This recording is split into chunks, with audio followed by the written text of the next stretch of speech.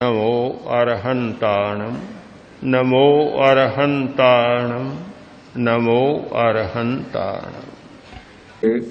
ज्योति की साधना करने वाले साधक का एक साधक ने प्रश्न उपस्थित किया। जयाचार्य ने लिखा है, प्रभु कोई आपकी वंदना करते हैं, आप राग में नहीं जाते, खुश नहीं होते। कोई आपकी निंदा करता है तो आपके मन में द्वेष नहीं जागता। क्या यह अतिशयोक्ति नहीं है? कोरी आकाशी उड़ान नहीं है? क्या यह संभव है कि आदमी प्रशंसा करने पर, वंदना करने पर हर्ष में न जाए और निंदा करने पर गलानी से न भर जाए, चाहे बाहर प्रदर्शित न करे, पर अंतःकरण में राग और द्वेष की ऊर्मी न जागी? क्या यह मनुष्य के लिए संभव है? कोई भी मनुष्य शायद ऐसा नहीं मिल सकता जो इसका अपवाद हो। तो फिर यह अध्यात्म की एक अतिशयोक्ति है। हर बात को बढ़ा चढ़ाकर कहने में अध्यात्म किसी से पीछे नहीं। बहुत बातें बढ़ा चढ़ाकर लिखी गई। प्रश्न बहुत स्वाभाविक है। यदि हम अपने अपने अंतःकरण को टटोलें तो इसका उत्तर भी बहुत स्वाभाविक है। उत्तर यही होगा कि प्रशंसा, वंदना, स्तुति की बात जब आती है तो मन जाने अनजाने उछल पड़ता है, और जहां कहीं भी आलोचना, निंदा की बात आती है, तिलमिला उठता है मन।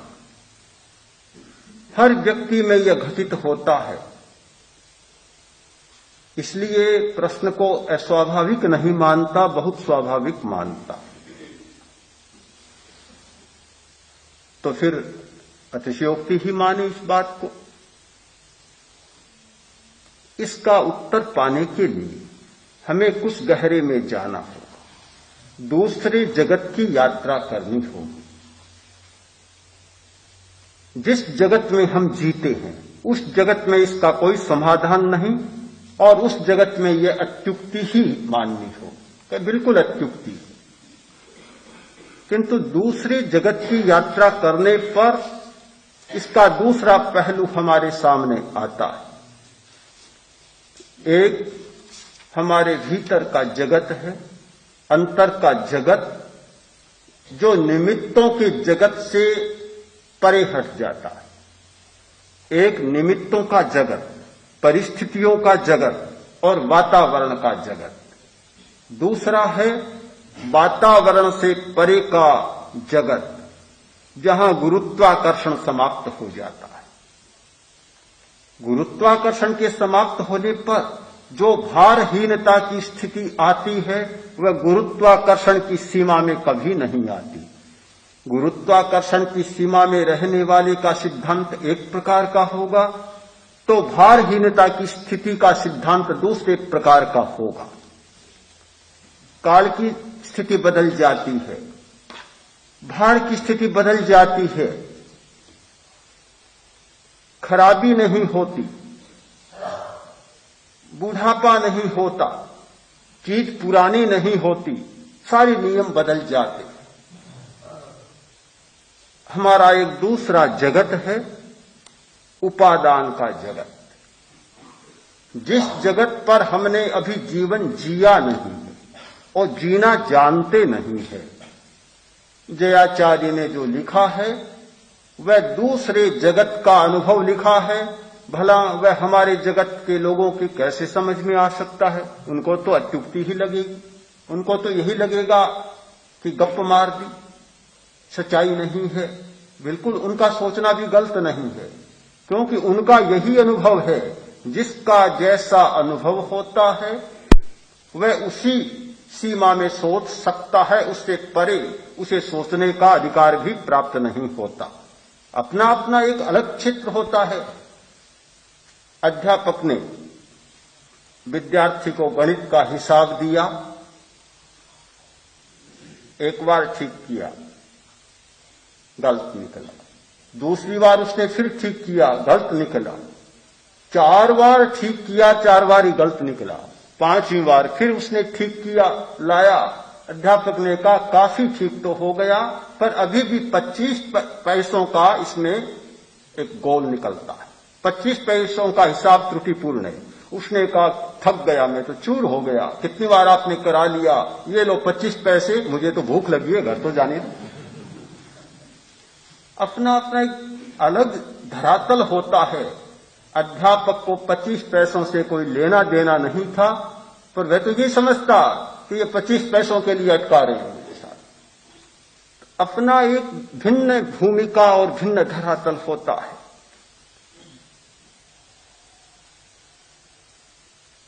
वंदना होने पर खुशी नहीं होती और निंदा पर नाराजगी नहीं होती। ये कब संभव है? हम निमित्तों से परे हटकर और उपादान का परिष्कार कर लें। राग और द्वेष ये कोई मूल दोष नहीं है, मूल नहीं है। मूल दोष है मोह, मूर्छा, जड़ है मूर्छा। जब तक मूर्छा विद्यमान है, मोह विद्यमान है, तब तक राग और द्वेष होता रहेगा, फजीतियां जन्म लेती रहेगी। जब तक मियां बीवी दोनों विद्यमान होती ही रहेंगी। जब तक मूर्छा नहीं टूटती है, कभी राग कभी द्वेष चलता ही रहेगा। ये चक्का कभी बंद होने वाला नहीं है, क्योंकि भीतर में तो आग सुलग रही है। अंतर की आग सुलग रही है तो ये ताप तो आता ही रहेगा, कभी रुकेगा नहीं। जयाचार्य ने लिखा है, वह उस दुनिया में प्रवेश करके लिखा है, उपादान की दुनिया को सामने रखकर लिखा है, प्रभु आपने दावानल को समाप्त कर दिया, दावानल को बुझा दिया। जब दावानल ही बुझ गया, आग ही बुझ गई, तो फिर चाहे वंदना हो और चाहे निंदा हो, कुछ भी नहीं होगा। सब भीतर से आता है, भीतर ही सूख गया, तो फिर तो बाहर से कुछ भी आए कोई पता ही नहीं होगा। हमारी 2 दृष्टियां होती हैं, एक निमित्तों को मिटाने की दृष्टि, परिस्थिति को बदलने की दृष्टि, और दूसरी उपादान के परिष्कार की दृष्टि। हर क्षेत्र में दोनों दृष्टियां मिलती है। चिकित्सा के क्षेत्र में दोनों दृष्टियां हैं। रोग होता है, दबा दो। कुछ लोग सोचते हैं दबाने से क्या होगा, फिर उभर आएगा, समाप्त कर दो। माना जाता है एलोपैथी की पद्धति रोग को दबाने की पद्धति है। इतनी तेज दवा दी जाए कि बीमारी एकदम दब जाए। आजकल तो ये आम बात हो गई कि तेज बीमारी है, एक बार तो एलोपैथी लो जिससे कि दब जाए, एक बार शांत हो जाए, और फिर इसका स्थायी इलाज करा देना।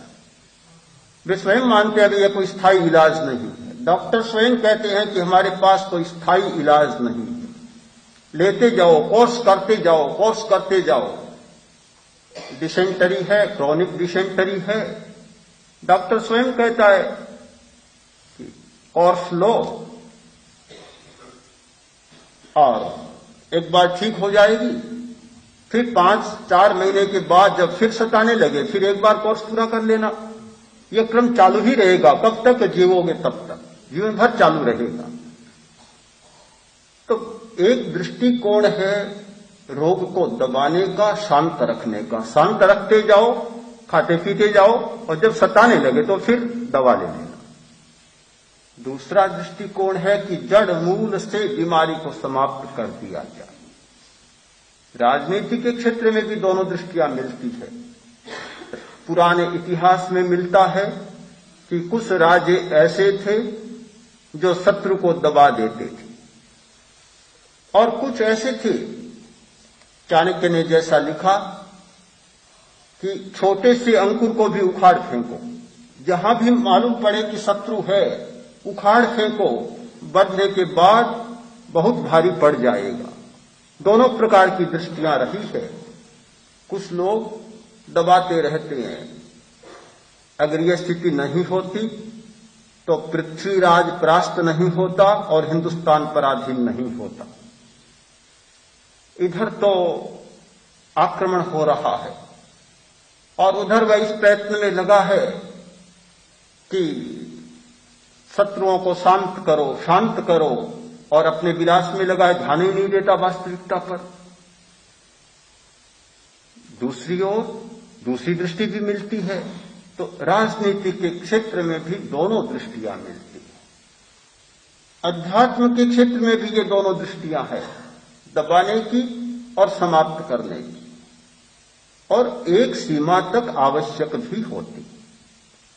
आवश्यक है, एक तेज बीमारी आ गई, इतनी तेज, यदि तत्काल उसका उपाय नहीं किया जाए तो संभव है प्राणांत ही हो जाए। उस समय कोई सोचे कि स्थायी इलाज करें।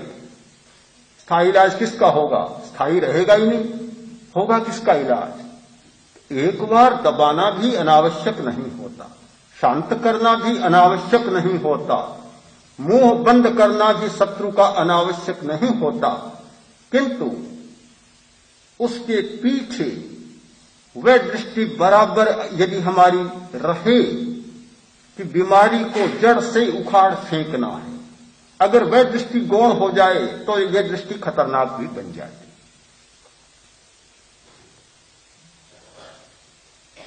जयाचार्य ने लिखा है, प्रभु आपने दो रास्ते अपनाए, एक शांत करने का और दूसरा समाप्त करने का। समाप्त करने का, राग द्वेष जब जब उभरे आप शांत करते चले गए, किंतु दूसरा रास्ता था समाप्त करने का, मोह को उखाड़ फेंकने का। ये दो रास्ते होते हैं। आपने पहले तो रास्ता अपनाया एक सीमा तक, किंतु बाद में जब दो रास्ते साफ हो गए तो आपने वह रास्ता लिया जो समाप्त करने का रास्ता है।